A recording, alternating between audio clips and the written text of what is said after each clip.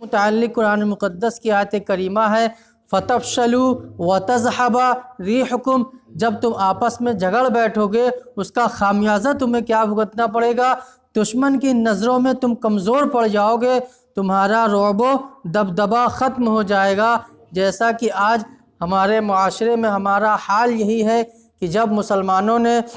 اتحاد قائم کیا تھا تو ہماری حکومت ہر چار سو ہماری حکومت ہوا کرتی تھی، جیسے جیسے ہم آپس میں جھگڑتے چلے گئے ہماری حکومت ختم ہوتی چلی گئی، اور آج ہم ذلت و پسماندگی کے سمندر میں گر پڑے ہیں۔ اسی لیے اللہ کے رسول صلی اللہ علیہ وسلم نے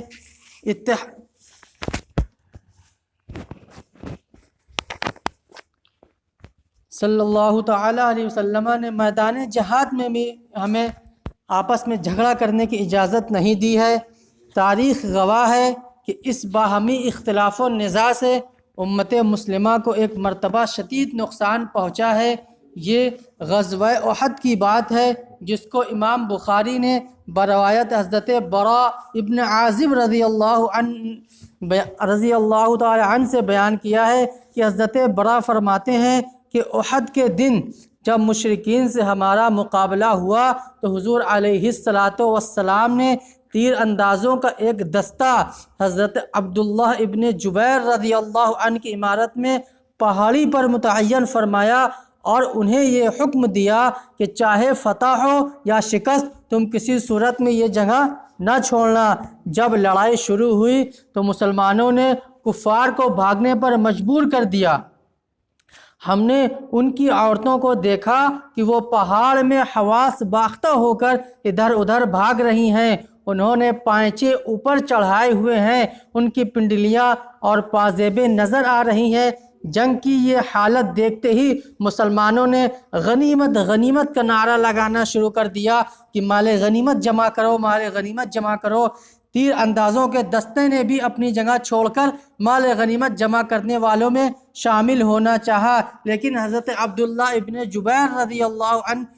انہوں نے ان سے کہا کہ ٹھہرو، کیا حضور علیہ السلام نے تمہیں حکم نہ دیا تھا کہ یہاں سے نہ ہٹنا؟ لیکن وہ آپس میں جھگڑنے لگے اور اکثر اپنی جگہ چھوڑ کر چلے گئے۔ اسی جھگڑے کے سبب کہ ہمارا کتنا نقصان ہوا آپ سماعت فرمائیں۔ دشمن کو ایک اچھا موقع ہاتھ آیا اور کفار نے پہاڑی کے پیچھے سے اوپر آ کر حملہ کر دیا اور مسلمانوں کے 70 آدمی شہید ہو گئے۔ حضرت براء فرماتے ہیں کہ ابو سفیان نے اونچی جگہ کھڑے ہو کر پوچھا، کیا تم میں محمد صلی اللہ علیہ وسلم ہیں؟ حضور علیہ السلام نے جواب دینے سے منع فرما دیا۔ اس نے یہ سوال 3 بار دہرایا، کیا تم میں محمد صلی اللہ علیہ وسلم موجود ہے؟ تو ہر بار اللہ کے رسول صلی اللہ علیہ وسلم نے جواب دینے سے روک دیا۔ پھر اس نے 3 بار پوچھا، کیا تم میں ابن ابی قحافہ حضرت ابو بکر ہیں؟ حضور علیہ السلام نے اب بھی جواب دینے سے روک دیا۔ پھر وہ 3 بار چلایا، کیا تم میں عمر ہیں؟ اب بھی جواب کی اجازت نہ ملی۔ ابو سفیان خوشی سے کہنے لگا، یہ تینوں تو قتل ہو گئے۔ پس حضرت عمر رضی اللہ عنہ سے ضبط نہ ہو سکا، انہوں نے بآواز بلند فرمایا، اور اللہ کے دشمن تو جھوٹا ہے،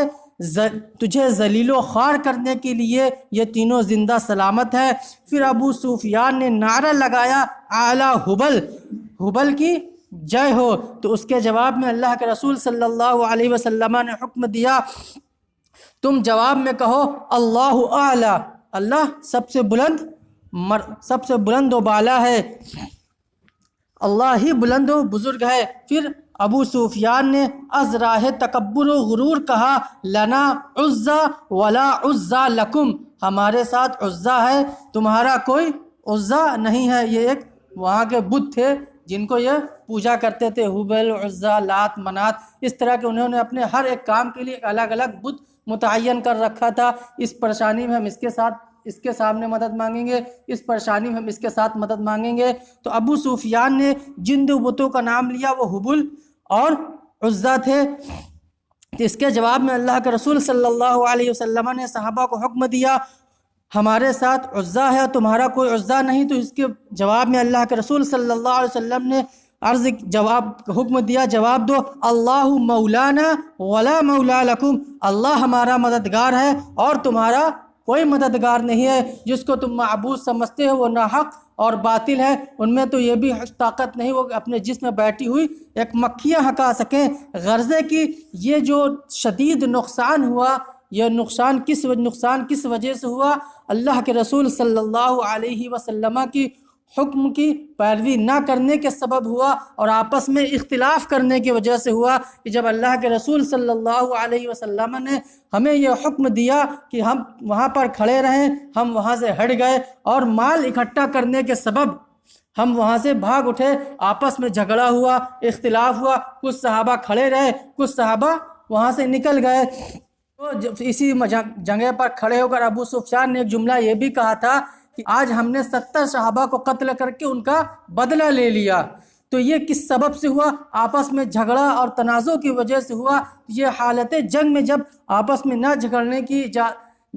اجازت نہیں ہے، تو عام حالات میں آج ہم کس قدر ایک دوسرے سے لڑ رہے ہیں، جھگڑ رہے ہیں، ان کے پیچھے پڑے ہوئے ہیں، زبردستی اپنے کسی مسلمان بھائی کو بلا وجہ تکلیف دے رہے ہیں، صرف اپنی خوشی کی وجہ سے یا اپنے آپ کو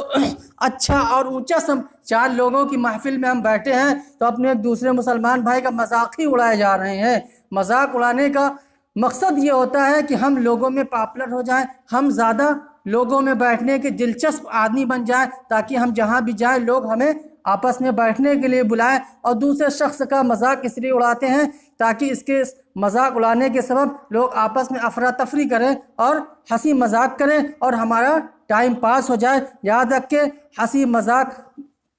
کسی کا مذاق اڑانا بھی ایک گناہ ہے۔ کسی مذاق اڑانے کا مطلب کسی کا دل دکھانا، اور جب کسی کا دل دکھ جائے تو اللہ تعالیٰ اسے اس وقت تک معاف نہیں کرتا جب تک آپ خود اس سے معافی نہ مانگ لیں اور وہ آپ کو معاف نہ فرما دے۔ تو یہ آپس میں جھگڑنے کا نقصان آپ نے سماعت فرمایا کہ آپس میں جھگڑنے کا کتنا شدید نقصان ہم نے اپنے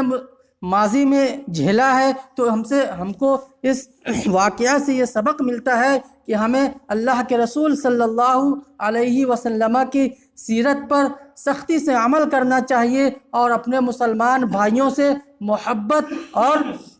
وابستگی پیدا کرنا چاہیے۔ صحابہ کا یہ معاملہ ہوا کرتا تھا، مسلمان بھائیوں سے ان کی کیسی محبت ہوا کرتی تھی، لیکن جب وہ اسلام کے کسی امور کے متعلق صحابہ کرام کے درمیان جب گفتگو ہوا کرتی تھی، علماء بیان فرماتے ہیں ایسا لگتا تھا جیسے وہ ایک دوسرے کو ابھی قتل کر دیں گے۔ جب وہ کسی دین کے مسئلے کے متعلق بیٹھ کر آپس میں بات کرتے تھے اور اختلاف ہوا کرتا تھا تو ایسا ظاہری لگتا تھا کہ صحابہ ابھی ایک دوسرے کو قتل کر دیں گے، لیکن جیسے ہی وہ مسئلہ ختم ہوتا تھا، علماء بیان فرماتے ہیں ان کی کیفیت اس انداز میں بدل جاتی تھی، ایسا لگتا تھا کہ ان سے زیادہ کوئی ایک دوسرے سے محبت کرنے والا ہے ہی نہیں۔ آج ہمارا کیا معاملہ ہے کہ ہم نے کسی کو ایک بار یہ ٹھان لیا اس کو پریشان کرنا ہے تو پریشان کرنا ہے، بعد مرنے تک ہم اس کو پریشان ہی کرتے رہتے ہیں، ہمیں معاف کرنے کی توفیق نہیں ہوتی۔ اللہ تعالی ہمیں اپنے مسلمان بھائیوں کو معاف کر کے ان کے ساتھ حسن سلوک کرنے کی توفیق مرحمت فرمائے اور ہمیں اچھے کام کرنے کی توفیق مرحمت فرمائے۔ اللہ کے رسول صلی اللہ علیہ وسلم نے جو ہمیں تعلیم دی، ہمیں اسی تعلیم کے متعلق زندگی گزارنے کی توفیق مرحمت فرمائی۔ پہلے کے مسلمان ایک دوسرے مسلمان کے خیر خواہ ہوتے تھے اور ان کی فکر کیا کرتے تھے۔ ایک دفعہ کا واقعہ ہے، ایک اجنبی شہر میں گیا اور اس نے کھانا کھانے کے لیے ایک ہوٹل کا تعین کیا، اور جس ہوٹل میں گیا تو جس ٹیبل پر وہ بیٹھا اس کے سامنے ایک مسلمان شخص بھی بیٹھا تھا جو وہیں کا رہنے والا تھا، لوگوں کو جاننے والا تھا۔ جب اس نے اپنے سامنے بیٹھے والے شخص کو دیکھا تو اس کو یہ گمان ہوا شاید یہ اجنبی ہے، یہاں کا رہنے والا نہیں ہے۔ اس نے کھانا کھایا اور کاؤنٹر پہ گیا اور اس نے اس شخص کا بل پے کر دیا۔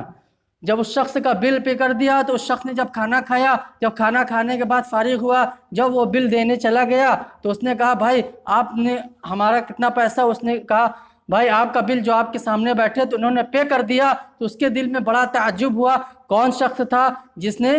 ہمارا بل پے کر دیا۔ پھر وہ کچھ دور آگے بڑھا ایک دکان پر اس نے سامان خریدنا چاہا تو اس دکاندار نے کہا دیکھیو بھائی یہ سامان ہمارے پاس تو موجود ہے، یہ سامان ہمارے پاس موجود ہے، اگر آپ چاہیں تو یہ دکان سامنے والے دکان سے بھی لے سکتے ہیں۔ کہ اس نے پوچھا بڑا تعجب کی بات ہے، جب یہ سامان تمہارے پاس موجود ہے کیا تمہیں پیسہ کمانا ضروری نہیں؟ کیا تمہارے اہل و عیال کو پیسے کی ضرورت نہیں ہے جو تم مجھے سامنے والی دکان پر بھیج رہے ہو؟ تو اس شخص نے کتنا پیارا جواب دیا۔ اس شخص نے کہا اے میرے بھائی، یقیناً مجھے پیٹ بھرنے کے لیے پیسے کی ضرورت ہے، لیکن اللہ تعالیٰ نے صبح سے لے کر شام تک مجھے اتنا رزق دے دیا ہے جس کے ذریعے میں اپنے بال بچوں اور اہل و عیال کا پیٹ بھر سکوں۔ لیکن سامنے والا جو شخص ہے میں صبح سے دیکھ رہا ہوں اس کے پاس ایک بھی کسٹمر نہیں گیا، تو آپ وہاں چلے جاؤ اور یہ سامان اسی قیمت پر وہاں خرید لو۔ تو اس شخص نے جب دیکھا کہ مسلمان ایک دوسرے کے لیے کتنا فکر مند ہوتے ہیں تو وہ شخص وہیں پر مسلمان ہو گیا۔ تو یہ طریقہ اور یہ تمدن رہا ہے ہمارے مسلمانوں کا کہ یہ روش جب ہم اختیار کریں گے تو آٹومیٹکلی ہم سے سامنے والا متاثر ہوگا۔ اور یہی اللہ کے رسول صلی اللہ علیہ وسلم نے اعلان نبوت سے پہلے اللہ کے رسول صلی اللہ تعالیٰ علیہ وسلم نے ہر اس فیلڈ میں پہلے عمل کر کے دکھایا، پھر 40 سال کے بعد اللہ کے رسول صلی اللہ علیہ وسلم نے نبوت کا اعلان کیا۔ لوگوں نے ان کے امانت دار ہونے کا انکار نہیں کیا، ان کے صادق ہونے کا انکار نہیں کیا۔ اللہ کے رسول صلی اللہ علیہ وسلم نے ہر اس فیلڈ پر پہلے مکمل طور پر عمل کر کے یہ دکھایا کہ وعدہ کرو تو اس کو نبھاؤ، کوئی تم کو امانت دے تو اس کی امانت میں خیانت نہ کرو، جھوٹ مت بولو۔ اللہ کے رسول صلی اللہ علیہ وسلم نے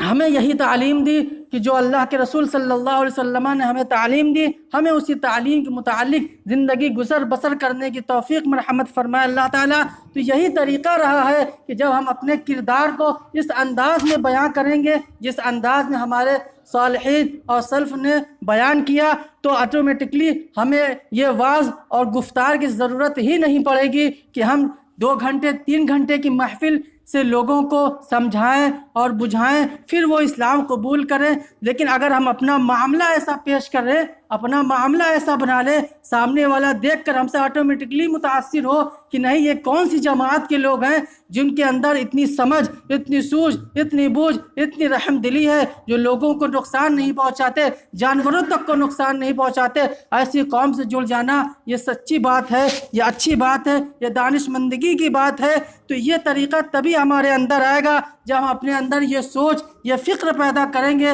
کہ ہمیں اللہ کے رسول صلی اللہ علیہ وسلم کی سیرت پر عمل کرنا ہے۔ جب تک ہم اللہ کے رسول صلی اللہ علیہ وسلم کی سیرت پر عمل نہیں کریں گے تب تک ہم اپنے اندر بدلاؤ اور تبدیلی لا ہی نہیں سکتے۔ دنیا میں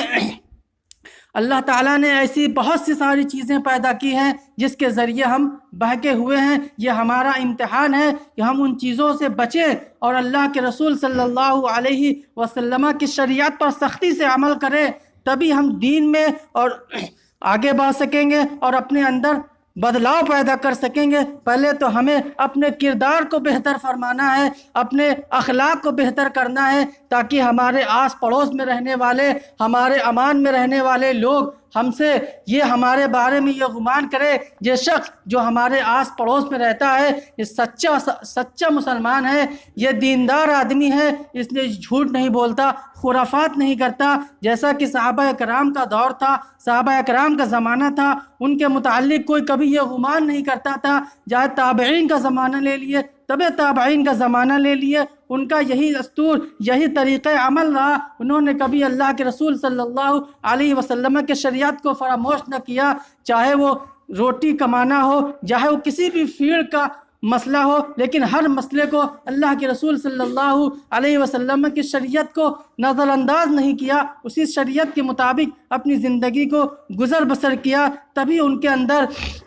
اللہ نے یہ کمال پیدا فرمایا تھا کہ لوگ ان کو دیکھ کر مسلمان ہو جاتے تھے۔ آج ہمارا کیا معاملہ ہے؟ لوگ ہمیں دیکھ کر بدظن ہو جاتے ہیں، یہ کیسے مسلمان ہیں جن کے اندر کوئی وہ بات ہی نہیں جس کو دیکھ کر ہم مسلمان ہو سکیں، نہ ہمارے اندر اللہ کے رسول صلی اللہ علیہ وسلم کی شریعت پر حکم عمل کرنے کی عادت ہے، ہم تو ہر وقت اللہ کے رسول صلی اللہ علیہ وسلم کی شریعت کی حکم عدولی کر رہے ہیں، ہمارا ہر معاملہ اللہ کے رسول صلی اللہ علیہ وسلم کے شریعت کے خلاف ہے۔ ہمیں یہ چاہیے کہ ہم اپنے اندر یہ سوچ اور فکر پیدا کریں کہ ہمیں اپنے معاشرے میں تبدیلی لانا ہے، اور اپنے اندر تبدیلی لانا ہے، اپنے اہل و عیال میں تبدیلی پیدا کرنا ہے۔ تو اللہ تعالیٰ سے دعا ہے اللہ تعالیٰ ہمیں آپ کو ان تمام باتوں پر عمل کرنے کی توفیق مرحمت فرمائے جو آپ نے یہ واقعہ سماعت فرمایا۔ یہ بخاری شریف میں حضرت بخاری علیہ الرحمہ نے بیان فرمایا کہ کس طرح اللہ کے رسول صلی اللہ علیہ وسلم کی ایک چھوٹی سی بات نہ ماننے سے کس طرح ہم پر کتنا بڑا عذاب نازل ہوا، ہمارے 70 صحابہ اکرام شہید کر دیے گئے۔ تو ہم پہ یہ لاحق ہے، ہم پر یہ لازم ہے کہ ہم ہر حال میں اللہ کے رسول صلی اللہ علیہ وسلم کی شریعت کی پیروی کریں اور ان کے حکم کو بجا لائیں۔ اور بے شک سچ کر دکھایا اللہ نے تم سے اپنا وعدہ فتح و نصرت کا، جب تم قتل کر رہے تھے کافروں کے اس حکم سے، یہاں تک کہ جب تم بزدل ہو گئے اور جھگڑنے لگے رسول اللہ صلی اللہ علیہ وسلم کے حکم کے بارے میں، اور رسول اللہ صلی اللہ علیہ وسلم کی تم نے نافرمانی کی۔ اس کے بعد اللہ تعالیٰ نے تمہیں دکھا دیا جو تم پسند کرتے تھے، دشمن پر غلبہ فتح۔ جب تم میں سے طلبگار ہوئے دنیا کے اور بعض تم میں سے طلبگار ہوئے آخرت کے، پھر اس نزاع کے سبب پیچھے ہٹا دیا تمہیں اس کے تعاقب سے، تاکہ اللہ تمہیں آزمائے، اور بے شک اس نے معاف فرما دیا تمہیں تاکہ کوئی میرے رسول صلی اللہ علیہ وسلم کے صحابہ کو اس جرم میں ملوث نہ قرار دے۔ اور اللہ بہت فضل و کرم فرمانے والا ہے۔ مومنوں پر یاد کرو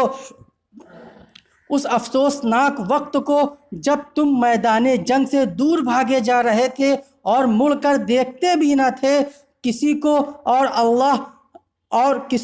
اور رسول مکرم صلی اللہ علیہ وسلم تمہیں پیچھے سے پکارتے تھے، بس اللہ نے تمہیں اپنے محبوب کو غم زدہ کرنے کی سزا کے طور پر ناکامی کا غم پہنچایا، تاکہ تم آئندہ محتاط رہو اور غم زدہ نہ ہو اس چیز پر جو کھو گئی تم سے، اور اس مصیبت پر جو تمہیں پہنچی، اور اللہ خبردار ہے اس سے جو تم کرتے ہو۔ یہ آیت کریمہ سورہ آل عمران کی آیت نمبر 152 اور 153 پہ اللہ نے یہ ہمیں احکامات بتائے، اور یہ اللہ نے ہمیں طریقہ بتایا۔ ملاحظہ فرمائیں آپ نے حالت جنگ میں باہمی اختلاف و نزاع کا انجام جب صحابہ اکرام جیسی مقدس ہستیوں کو اس کا خامیازہ بھگتنا پڑا تو بعد والوں کی کیا حیثیت ہے۔ آپ سوچیں اور اندازہ کریں کہ انہوں نے تو صرف ایک بار اللہ کے رسول صلی اللہ علیہ وسلم کی آپس میں کچھ صحابہ کا اس گمان کی وجہ سے انہیں نے وہ بھی یقینی طور پر انہوں نے اللہ کے رسول صلی اللہ علیہ وسلم کی حکم عدولی نہیں کی تھی، ان کو یہ گمان ہوا، یہ لگا کہ ہم فتح پا چکے ہیں، تب انہوں نے اللہ کے رسول صلی اللہ علیہ وسلم کے حکم کی پیروی نہ کر کے مال غنیمت جمع کرنے چلے گئے۔ آج تو ہم جان رہے ہیں، سمجھ رہے ہیں کہ یہ چیز اللہ کے رسول صلی اللہ علیہ وسلم نے حرام کر دی ہے، پھر بھی ہم اس کی پیروی کر رہے ہیں، اسی چیز پر عمل کر رہے ہیں۔ تو ہم اور آپ یہ سوچیں اور یہ ملاحظہ کریں ہمارا اللہ تعالیٰ کے پاس جانے کے بعد کیا حال ہوگا، جب دنیا میں ایک چھوٹی سی غلطی پر اللہ نے 70 صحابہ اکرام کی شدید شہادت کے طور پر ہمیں یہ سبق دیا، تو ہم اپنا معاملہ سوچیں کہ ہمارا کیا معاملہ ہوگا۔ اللہ تعالیٰ ہمیں اور آپ کو اللہ کے رسول صلی اللہ علیہ وسلم کی شریعت پر سختی سے عمل کرنے کی توفیق مرحمت فرمائے، اور پیارے آقا صلی اللہ علیہ وسلم کی شریعت پر عمل کرنے کی توفیق مرحمت فرمائے۔ جو کچھ ہم نے کہا سب سے پہلے ہمیں اس پر عمل کرنے کی توفیق ہو۔ وآخر الدعوان الحمدللہ رب العالمین، استغفر اللہ ربی